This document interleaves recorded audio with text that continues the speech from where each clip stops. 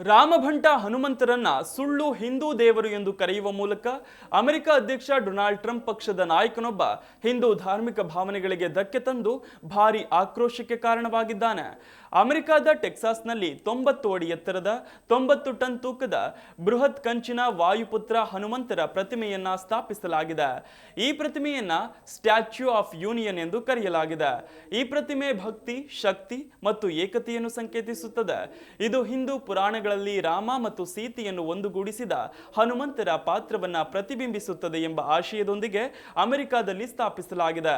ಆದ್ರೀಗ Trump ಪಕ್ಷದ so-called ನಾಯಕ Alexander Duncan ಎಂಬಾತ ಆಂಜನೇಯರ ಪ್ರತಿಮೆಯನ್ನ ಟೀಕಿಸಿದ್ದು, ನಮ್ಮದು ಕ್ರಿಶ್ಚಿಯನ್ ರಾಷ್ಟ್ರ, ಆದರೆ ಸುಳ್ಳು ಹಿಂದೂ ದೇವರ ಪ್ರತಿಮೆಯನ್ನ ಇಲ್ಲೇಕೆ ನಿರ್ಮಿಸಲು ಅನುಮತಿ ನೀಡಿದ್ದೇವೆ ಎನ್ನುವ ಪ್ರಶ್ನೆ ಮಾಡಿದ್ದಾನೆ.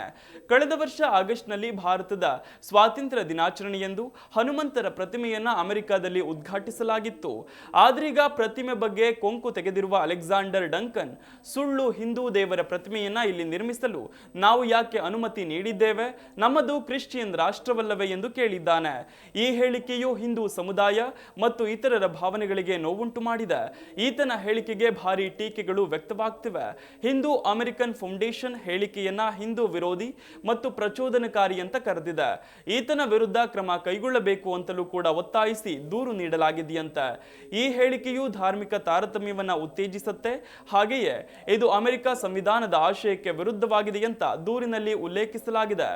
ಅಂದಹಾಗೆ 2026ರ US ಸೆನೆಟ್ ಚುನಾವಣೆಯಲ್ಲಿ ಟೆಕ್ಸಾಸ್ ಅನ್ನು ಪ್ರತಿನಿಧಿಸಲು ಈತ ತನ್ನ ಉಮೇದುವಾರಿಕೆಯನ್ನ ಘೋಷಿಸಿದ್ದಾನೆ.